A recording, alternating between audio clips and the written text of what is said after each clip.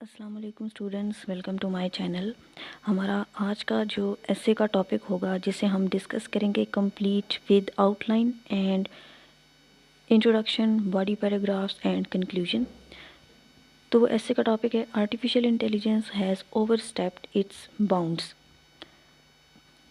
कल मैंने आपके साथ एक वीडियो शेयर की थी जिसमें मैंने आपको बताया था कि एआई से रिलेटेड, एआई की थीम से रिलेटेड जो डाटा है वो पीडीएफ नोट्स में गूगल ड्राइव के ज़रिए मैंने आपके साथ शेयर किया है, और वीडियो की डिस्क्रिप्शन में मैंने व्हाट्सएप चैनल का लिंक प्रोवाइड किया था जहां से आप उस चैनल को ज्वाइन कर सकते हैं। और व्हाट्सएप चैनल पर आपको गूगल ड्राइव का लिंक मिलेगा जिस पर क्लिक करके आप पीडीएफ में नोट्स डाउनलोड कर सकते हैं। तो आर्टिफिशियल इंटेलिजेंस के जो नोट्स हैं वो ऑलरेडी मैंने आपके साथ शेयर कर दिए थे, जो थीम से रिलेटेड नोट्स थे। उसमें आर्टिफिशियल इंटेलिजेंस को डिस्क्राइब किया गया था कि ये है क्या, उसके प्रोज़ और कॉन्स क्या हैं, क्या अपॉर्चुनिटीज़ और थ्रेट्स हैं, चैलेंजेस क्या फेस करने पड़ रहे हैं, इसको रेगुलेट किस तरह से किया जा सकता है, किस तरह से चैलेंजेस पर काबू पाया जा सकता है, उसका वे फॉरवर्ड क्या होगा। इसके अलावा सोशल मीडिया से रिलेटेड डाटा आपके साथ शेयर किया गया था। प्रॉपर उसमें एग्जांपल्स प्रोवाइड की गई थी, फैक्ट्स प्रोवाइड किए गए थे और ऑथेंटिक सोर्सेज को कोट किया गया था। अगर आपने वो अभी तक डाउनलोड नहीं किया है तो इस वीडियो के डिस्क्रिप्शन में आपको फिर से व्हाट्सएप चैनल का लिंक मिल जाएगा। आप वहां पर जाएं तो लिंक अवेलेबल होगा, वो नोट्स आप डाउनलोड कर सकते हैं। आज की इस वीडियो में हम आर्टिफिशियल इंटेलिजेंस का ही एक टॉपिक डिस्कस करेंगे। जब आप थीम पढ़ लेते हैं तो उसके बाद आप खुद से टॉपिक को सॉल्व करें। अब ये इस तरह का टॉपिक है जिसमें ज़्यादा नेगेटिव पॉइंट्स को डिस्कस किया जाएगा, यानी किस तरह से आर्टिफिशियल इंटेलिजेंस ने अपनी लिमिट्स को क्रॉस कर लिया है, ह्यूमंस को पीछे छोड़कर आर्टिफिशियल इंटेलिजेंस आगे बढ़ गया है। तो हमने क्योंकि प्रोज और कॉन्स भी डिस्कस किए हैं थीम में, तो उन्हीं मेन पॉइंट्स को चेंज करके हम इस ऐसे में यूटिलाइज करेंगे। स्टार्ट करते हैं। पहली हेडिंग क्या होती है आपकी आउटलाइन में? इंट्रोडक्शन की, और उस हेडिंग के नीचे आप थीसिस स्टेटमेंट लिख सकते हैं। अब ये थोड़ा आर्ग्यूमेंटेटिव टाइप का ऐसे है। एग्जामिनर ने जो टॉपिक दिया है वो है artificial intelligence has overstepped its bounds. Artificial intelligence ने जो उसकी एक बाउंड्री लाइन होती है, जो लिमिट्स होती हैं, उनको क्रॉस किया है। अब क्या आप इसके हक़ में हैं या नहीं हैं? मैं तो इसके हक़ में हूँ, बट ऐसा नहीं है कि आर्टिफिशियल इंटेलिजेंस के कोई बेनिफिट्स नहीं हैं। आर्टिफिशियल इंटेलिजेंस के बेनिफिट्स भी हैं, इसके हार्म्स भी हैं, अपॉर्चुनिटीज़ भी हैं इसकी, साथ में थ्रेट्स भी हैं। तो ऐसा नहीं है कि इसके सिर्फ नुकसान ही हों। इसलिए जब आपने थीसिस स्टेटमेंट लिखनी है तो वो इस तरह की होनी चाहिए जिसमें आप ये एक्सेप्ट कर रहे हों कि यस, इसके बेनिफिट्स हैं। इसलिए हमने स्टार्ट लिया है थीसिस स्टेटमेंट को एक वर्ड वाइल से। अब क्वेश्चन आता है माइंड में कि हमने इसको वाइल से क्यों स्टार्ट लिया है थीसिस स्टेटमेंट को? हम डायरेक्ट भी कह सकते थे artificial intelligence has overstepped its bounds. इस सेंटेंस को लेकर भी तो आप अपनी थीसिस स्टेटमेंट को स्टार्ट कर सकते थे, लेकिन ऐसे नहीं किया। उसकी वजह यह है कि सबसे पहले आप एक्नॉलेज करते हो जो अपोजिंग व्यू पॉइंट होता है, या जो ओरिजिनली कॉमन हेल्ड बिलीफ होता है, आपने उसको एक्सेप्ट करना होता है।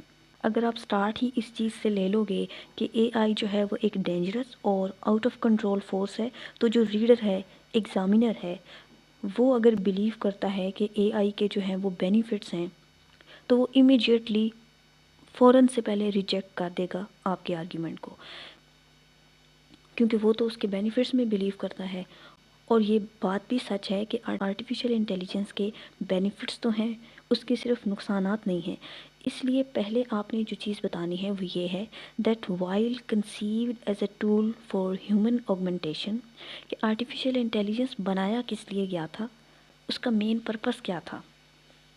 ठीक है, ह्यूमन की हेल्प करना, ये उसकी ओरिजिनलिटी थी। और आर्टिफिशियल इंटेलिजेंस के बेनिफिट्स भी हैं। यही वजह है कि हमने वाइल से स्टार्ट लिया है, ताकि हम उसकी दोनों साइड्स दिखा सकें। हम बता रहे हैं कि हम ऐसे में उसकी ओरिजिनलिटी को भी डिस्कस करेंगे और साथ में ये भी बताएंगे कि किस तरह से उसने ओवरस्टेप की है अपनी बाउंड्रीज़ को। थीसिस स्टेटमेंट क्योंकि क्रक्स होता है आपके एसे का, तो इसमें आपका जो एक एक वर्ड होता है वो डिस्क्राइब कर रहा होता है कि आपने एसे में क्या लिखा है। While conceived as a tool for human augmentation, ठीक है। इवन दो एआई को किस लिए इन्वेंट किया गया था, ये हेल्प कर सके लोगों को। आर्टिफिशियल इंटेलिजेंस हैज़ ट्रांसग्रेस्ड का मतलब है क्रॉस करना, इट्स इंटेंडेड बाउंड्रीज, जो इसकी सेट बाउंड्रीज थी, जो लिमिट्स थी, इसको इसने क्रॉस किया है by evolving into an autonomous force. और ये क्या बन गई है, एक इंडिपेंडेंट पावर बन गई है दैट अंडरमाइंस ह्यूमन ऑटोनॉमी, जो ह्यूमंस की जो फ्रीडम है उसको वीक कर रही है। एग्जासरबेट का मतलब होता है इंक्रीज करना। Exacerbate social inequalities and operates in realms where accountability dissolves, ठीक है। सोशल इनइक्वालिटीज़ को ये इंक्रीज़ करता है और उन एरियाज़ में आर्टिफिशियल इंटेलिजेंस काम कर रही है जहाँ पर उसकी मिस्टेक्स के लिए उसको ब्लेम भी नहीं किया जा सकता, अकाउंटेबिलिटी क्रिएट नहीं की जा सकती वहाँ पर, thereby posing a fundamental challenge to human control. Humans के हाथ में फिर कंट्रोल नहीं रहेगा। ये एक सीरियस और डीप थ्रेट क्रिएट कर रहा है जिसकी वजह से ह्यूमंस का एआई पर अब कोई इंचार्ज नहीं है। जब अकाउंटेबिलिटी नहीं हो सकती एआई की मिस्टेक्स के लिए, क्योंकि ये एक मशीन है जिसे ह्यूमन ने ही क्रिएट किया है, जब उसको ब्लेम नहीं किया जा सकता तो फिर ये थ्रेट किसके लिए क्रिएट कर रही है, ऑब्वियसली ह्यूमंस के लिए। तो ये हमारी थीसिस स्टेटमेंट हो गई है जिसमें वाइल का जिक्र करके हमने इसके बेनिफिट्स को भी डिस्कस किया और फिर आर्टिफिशियल इंटेलिजेंस हैज़ ट्रांसग्रेस्ड, जो हैज़ का पोर्शन है ना वो डिस्क्राइब कर रहा है कि इसने ओवरस्टेप किया है अपनी बाउंड्रीज़ को। तो आपने जो ऐसे है अपना उसमें दोनों पॉइंट ऑफ व्यू को डिस्कस किया है। सो पहली हेडिंग हमारी इंट्रोडक्शन की थी, उसके नीचे हमने थीसिस स्टेटमेंट को लिखा। नेक्स्ट जो है वो हेडिंग होगी understanding the term the boundless ambition of AI. यहाँ पर अब इन वर्ड्स को जस्ट चेंज किया गया है, जो टॉपिक है हमारा मतलब इसका वही है कि artificial intelligence has overstepped its bounds. इसका मतलब क्या है, तो हमने स्टेटमेंट थोड़ी बदल दी है, the boundless ambition of AI. इसको थोड़ा सा हम अंडरस्टैंड करते हैं। The simulation and in many cases the supplanting of human intelligence processes. Simulation का मतलब होता है कॉपी करना और imitating. In many cases the supplanting of human intelligence processes. Supplanting कहते हैं टेकिंग द प्लेस ऑफ और रिप्लेसिंग, रिप्लेस करना। लर्निंग, डिसीजन मेकिंग और जजमेंट, ये काम पहले किसके थे, लर्निंग, डिसीजन मेकिंग के और जजमेंट के, ये ह्यूमंस के थे, ह्यूमन ब्रेन के।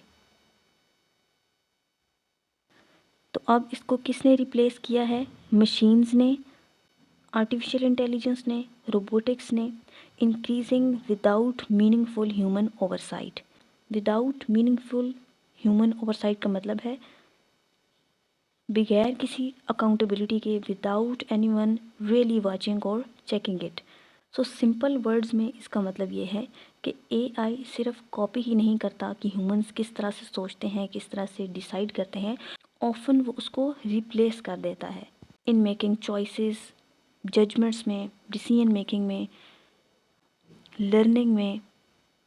और यहाँ पर रेजिंग पॉइंट ये है इसकी मिस्टेक्स के लिए उसको ब्लेम भी नहीं किया जा सकता, अकाउंटेबिलिटी भी नहीं है, कोई मीनिंगफुल ह्यूमन ओवरसाइट नहीं है। और टाइम के साथ ये चीज़ बढ़ती जा रही है कि ह्यूमंस का जो कंट्रोल है एआई पर वो ख़त्म होता जा रहा है।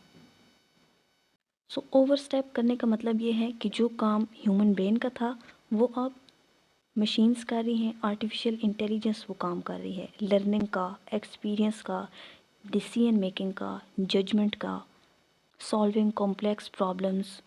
तो यहाँ इस पैराग्राफ में आपने क्या किया, डिस्क्राइब किया अपने टॉपिक को। उसके बाद जो आउटलाइन में नेक्स्ट हेडिंग होगी वो डायरेक्ट आपके टॉपिक को हिट करेगी, जो स्टांस आपने लिया है उससे रिलेटेड होगी। सो एविडेंसेस क्या हैं, how artificial intelligence has overstepped its bounds.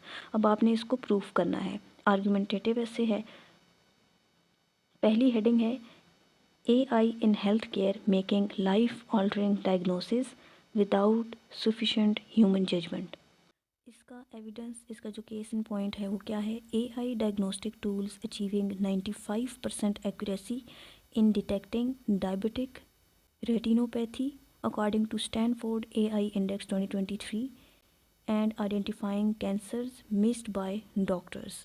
आप जस्ट एक एग्जांपल भी आउटलाइन में कोट कर सकते हैं, ज़्यादा लिखने की ज़रूरत नहीं है। सो AI टूल्स क्या कर रहे हैं, ऑन द स्पॉट जो डिजीज़ होती हैं जिनमें आई डैमेज है डायबिटीज़ की वजह से, उसको करेक्ट करते हैं विद 95% ऑफ एक्यूरेसी। इसके अलावा बाज़ औक़ात जो डॉक्टर्स डायग्नोस नहीं कर सकते कैंसर को, वो आर्टिफिशियल इंटेलिजेंस उसको डायग्नोस कर लेता है। ये काफ़ी अच्छा जो है वो बेनिफिट है, लेकिन प्रॉब्लम यहाँ पर ये है कि जब हॉस्पिटल्स AI के जो आंसर्स हैं उनको फाइनल डायग्नोसिस के तौर पर इस्तेमाल करना शुरू कर देते हैं और डॉक्टर ने उसको प्रॉपरली रिव्यू भी नहीं किया होता। अब इसका रिस्क ये है कि अगर AI यहाँ पर गलत फ़ैसला करता है, वो रॉन्ग है, तो फिर ब्लेम किसको करेंगे, मशीन को ब्लेम करेंगे, प्रोग्रामर को ब्लेम करेंगे या हॉस्पिटल को ब्लेम करेंगे। तो ये यहाँ पर क्या क्रिएट कर रहा है, ये एथिकल डायलेमा क्रिएट कर रहा है। तो नो डाउट कि आर्टिफिशियल इंटेलिजेंस हेल्प करती है कॉम्प्लेक्स प्रॉब्लम्स को सॉल्व करने में, लेकिन जो फाइनल डिसीजन है वो आर्टिफिशियल इंटेलिजेंस का नहीं होना चाहिए बल्कि ह्यूमंस का ही होना चाहिए, ताकि जो भी मिस्टेक्स होती हैं उनकी अकाउंटेबिलिटी हो सके। एट द एंड मशीन्स को किस तरह से ब्लेम किया जाएगा उनके रॉन्ग डिसीजंस के लिए, नहीं किया जा सकता। इसलिए हॉस्पिटल्स में भी, डायग्नोसिस में भी AI की हेल्प लेना बहुत अच्छा है, लेकिन फाइनल डिसीजन डॉक्टर्स का होना चाहिए। नेक्स्ट हेडिंग है हमारे पास autonomous systems causing harm in unpredictable real world scenarios.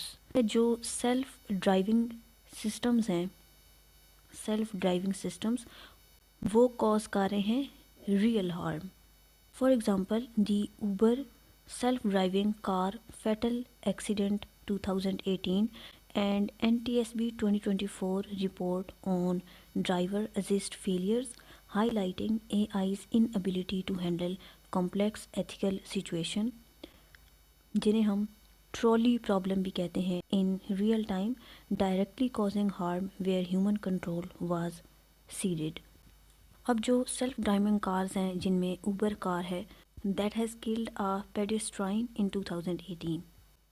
अब यहाँ पर मेन प्रॉब्लम क्या है कि जो AI है, आर्टिफिशियल इंटेलिजेंस है, वो हैंडल नहीं कर सकती जो कॉम्प्लेक्स एथिकल चॉइसेस होती हैं। आप इमेजिन करें इसी तरह की एक सेल्फ ड्राइविंग कार को, क्या वो सोचेगी before hitting an old person और अ चाइल्ड। इस तरह के प्रॉब्लम को ट्रॉली प्रॉब्लम कहते हैं। सिर्फ ह्यूमन ही है जो चॉइसेस ले सकता है इमोशंस के साथ, एथिक्स के साथ, जबकि आर्टिफिशियल इंटेलिजेंस जो डिसीजन लेता है, जो चॉइसेस लेता है, वो कैलकुलेशंस की बेसिस पर लेता है। अब इस तरह की कार्स को जब आप पब्लिक रोड्स पर लेकर आएंगे तो ह्यूमंस का जो कंट्रोल है वो ख़त्म हो जाता है and definitely people will get hurt. ये यहाँ पर जो NTSB रिपोर्ट का जिक्र किया गया है, तो ये नेशनल ट्रांसपोर्टेशन सेफ्टी बोर्ड है। ये US की एजेंसी है जो इन्वेस्टिगेट करती है एक्सीडेंट्स को। तो ये उसकी रिपोर्ट को यहाँ पर कोट किया गया है। नेक्स्ट है AI perpetuating systemic discrimination in justice and employment. ये तमाम पॉइंट्स जो हैं एग्जांपल्स उसी मटेरियल से लिए गए हैं जो कल मैंने आपके साथ शेयर किया था। जस्ट उसको इस ऐसे के अकॉर्डिंग पॉइंट्स में मोल्ड कर दिया गया है। अगर आप उस मटेरियल को ओपन करके देखें तो वहाँ आपको डीमेरिट्स हैं आर्टिफिशियल इंटेलिजेंस के, वहाँ पर आपको डिस्क्रिमिनेशन का जिक्र भी मिलेगा। और इससे पहले जो हमने पॉइंट्स डिस्कस किए हैं वो भी वहाँ पर आपको मिल जाएंगे। तो आर्टिफिशियल इंटेलिजेंस क्या कर रही है, डिस्क्रिमिनेशन को इंक्रीज़ कर रही है in laws and jobs. For example, the Compass algorithm and Amazon's biased hiring tool, which institutionalized racial and gender discrimination by training on biased historical data, overstepping from a neutral tool to an active agent of inequality. Artificial intelligence जिसको use किया जाता है courts वगैरह में, जैसा कि जो compass algorithm है, और हायरिंग के लिए जो इस्तेमाल होता है अमेज़ॉन का जो ओल्ड टूल है उसको इस्तेमाल किया जाता है, तो वो ट्रेन हुआ है ओल्ड डाटा की बेस पे। लेकिन आर्टिफिशियल इंटेलिजेंस में चूंकि वो फीड है तो वो उसी के बेसिस पर रिजल्ट्स प्रोवाइड करेगा, जिसकी वजह से जो डिस्क्रिमिनेशन है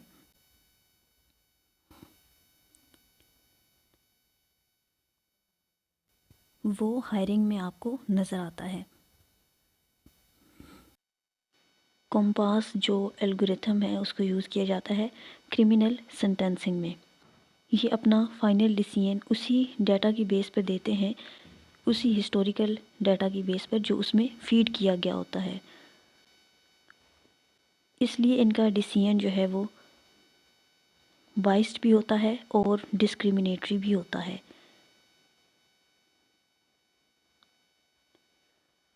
नेक्स्ट है AI as a weapon in 5th generation warfare and geopolitical rivalry. AI को यूज़ किया जा रहा है 5th जनरेशन वार के लिए और जियोपॉलिटिकल राइवलरी के लिए। इसकी एग्जांपल हम देखें तो यूनाइटेड नेशन का जो डिसआर्मामेंट ब्रीफ 2023 है on lethal autonomous weapons making kill decisions without human intervention and the US NSCAI update 2024 on AI militarization. AI oversteps by entering the realm of sovereign warfare where human ethical judgment is paramount but absent. Artificial intelligence में human element नहीं है, ethical judgement का, proportionality का and mercy.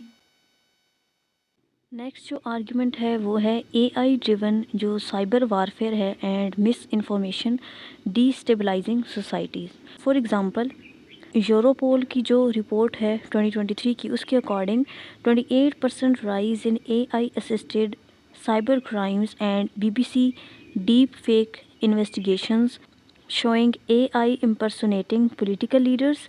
AI oversteps by becoming an accessible weapon for non-state actors to undermine trust and national security. ठीक है, deep fakes का इस्तेमाल करके मिस इन्फॉर्मेशन क्रिएट करके, तो प्रोपेगेंडा फैलाकर, नेगेटिव इन्फॉर्मेशन फैलाकर, वो चीज़ें जो रियलिटी में एग्जिस्ट नहीं कर रही होती, सिर्फ फेक प्रोपेगेंडा करके जो पॉलिटिकल लीडर्स के ख़िलाफ़ या किसी के भी ख़िलाफ़ नेशनल सिक्योरिटी को नुकसान पहुंचाया जा सकता है। सो AI ने किस तरह से अपनी लिमिट को क्रॉस किया है? एक फॉर्म इसकी ये भी है कि लोग AI के ज़रिए साइबर वारफेयर क्रिएट कर रहे हैं, मिस इन्फॉर्मेशन क्रिएट कर रहे हैं, गलत इन्फॉर्मेशन फैला रहे हैं, प्रोपेगेंडा कर रहे हैं, ब्लैकमेल किया जाता है और नेशनल इंटरेस्ट को भी नुकसान पहुंचाया जाता है। उसके बाद है mass job displacement without a social safety net. World economic forum future of jobs report 2023 predicting 83 million jobs displaced by 2027 with examples like Hitachi replacing thousands with robots. AI oversteps its economic utility role by triggering structural unemployment and widening inequality without built-in societal safeguards. तो AI क्या कर रही है, वो unemployment create कर रही है और टाइम के साथ ये इंक्रीज़ होती जाएगी। AI जो है वो ह्यूमंस को रिप्लेस कर रही है। बहुत सारे एरियाज़ में अब रोबोट्स का इस्तेमाल किया जा रहा है। हॉस्पिटल्स में भी डिफरेंट सर्जरीज़ रोबोट्स के थ्रू करवाई जाती हैं। इवन कि फ़ाइनल डिसीजन भी उन्हीं का होता है और उसमें जो एरर है फिर उसके लिए AI को यानी कि मशीन्स को ब्लेम भी नहीं किया जा सकता, कोई अकाउंटेबिलिटी भी नहीं होगी। तो फ्यूचर में ये एक थ्रेट है कि एआई रिप्लेस कर लेगा ह्यूमन वर्क को, जिसकी वजह से जॉब रिप्लेसमेंट होगी और अनएम्प्लॉयमेंट क्रिएट होगी। नेक्स्ट है loss of human control and alignment problem with advanced AI. Warnings from UNESCO 2021 and Oxford's future of humanity institute about advanced AI acting beyond the human expectations and values. This represents the ultimate overstep, creating systems whose goals may not align with human survival and flourishing. इसका मतलब ये है कि humans ने machines को, artificial intelligence को इतना powerful बना दिया है कि अब ह्यूमंस का भी उस पर कंट्रोल नहीं रहा है। उनकी जो डिसीजन मेकिंग है वो अलाइन नहीं कर रही होती जिस गोल के लिए स्पेशली एआई को डिज़ाइन किया गया है। तो एआई का जो गोल था इसको बनाने का वो था टू हेल्प ह्यूमंस, जबकि उसने इसको एक्सीड करके, ओवर स्टेप करके ओवर रूल कर रहा है ये ह्यूमन ब्रेन को। तो ह्यूमंस का जो कंट्रोल है आहिस्ता आहिस्ता आर्टिफिशियल इंटेलिजेंस पर से वो ख़त्म होता जा रहा है। अच्छा जी, नेक्स्ट जो है वो फैक्टर्स हैं जो रिस्पॉन्सिबल हैं फॉर एआई ओवर रीच। मैं इनकी हेडिंग्स को जस्ट पढ़ लेती हूँ, बाकी सारा मटेरियल आपके साथ इस वीडियो में भी शेयर किया गया है और व्हाट्सएप चैनल पर भी आपके साथ लिंक शेयर कर दिया गया है जिसमें ये कंप्लीट ऐसे आपको पीडीएफ की फॉर्म में मिल जाएगा। वीडियो की डिस्क्रिप्शन में जाकर व्हाट्सएप चैनल को सब्सक्राइब कर लें और पीडीएफ नोट्स वहाँ से आप हासिल कर सकते हैं। फर्स्ट हेडिंग है फैक्टर्स में the black box problem, lack of explainability and transparency, ये इसकी एग्जांपल है। नेक्स्ट है fragmented and lagging global regulation. उसके बाद है concentration of power in unaccountable corporate hands, then human over reliance and skill erosion. अब क्योंकि ये एक प्रॉब्लम बेस्ड ऐसे है, आर्टिफिशियल इंटेलिजेंस की जो ओवर स्टेपिंग है, अपनी बाउंड्री से बाहर जाकर लिमिट्स क्रॉस करके ह्यूमन ब्रेन को जो ओवरटेक करना है, ये एक प्रॉब्लम है। इसलिए हमने इसका सोल्यूशन प्रोवाइड करना है, वे फॉरवर्ड देना है, re establishing the bounds. Number 1 implementing stringent risk based legal framework. Number 2 mandating transparency, audits and algorithmic explainability. उसके बाद है global cooperation to manage existential and security risks. Last है massive investment in human reskilling and AI literacy. और last heading जो है वो हमारी conclusion की होगी। उसके बाद ये कंप्लीट ऐसे मटेरियल है।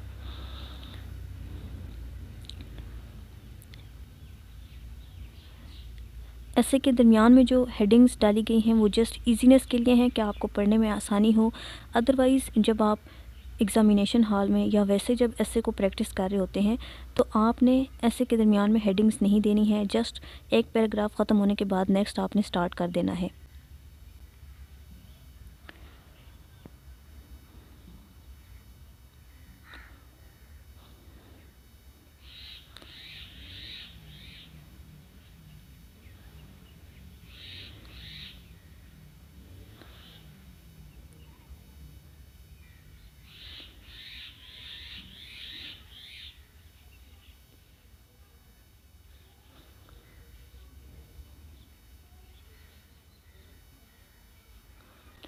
कुछ इम्पोर्टेंट कोटेशंस भी यहाँ पर मैंने आपके साथ शेयर की हैं, ये आप अपने ऐसे में इनकलकेट कर सकते हैं। इंट्रोडक्शन में आप ये वाली जो कोट है इसको भी डाल सकते हैं। The real danger is not that computers will begin to think like man, but that man will begin to think like computers. ये सिडनी जे हैरिस, ये जर्नलिस्ट हैं, उसने कहा है technology is a useful servant but a dangerous master. Christian Lous Lange, Nobel peace prize laureate. तो suitable quotes जो हैं वो आपने लिखनी होती हैं। अब इंट्रोडक्शन में आपने एआई का जो बेनिफिट साइड है उसका भी बताया है और उसकी डेंजरस जो साइड है जो ओवर स्टेपिंग के बाद है उसको भी डिस्कस किया है। इसलिए आपने कोट भी ऐसी दी है कि टेक्नोलॉजी यूज़फुल तो है लेकिन ये डेंजरस भी हो सकती है अगर उसका सही से इस्तेमाल ना किया जाए तो इंट्रोडक्शन के लिए ये बेस्ट कोट है। और इससे पहले जो मैंने आपके साथ एक कोट शेयर किया है उसको भी आप इंट्रोडक्शन में एंटर कर सकते हैं। तो इस तरह से आपने कंप्लीट ऐसे लिखना होता है।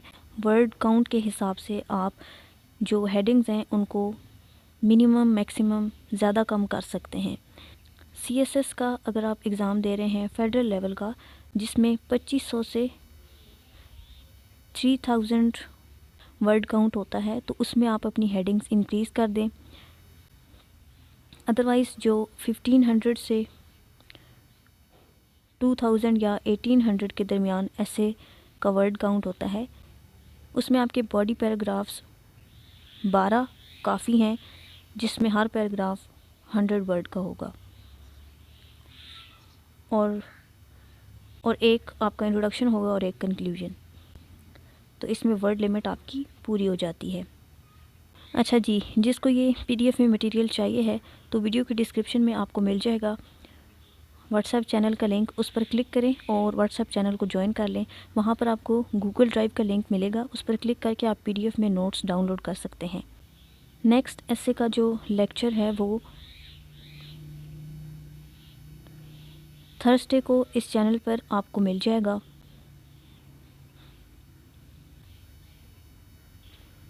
और वो क्लाइमेट चेंज की थीम पर होगा। So stay tuned for the next lecture. Subscribe to my channel and also press the bell button so that you can get the notification of coming videos. Thanks for watching. Allah Hafiz.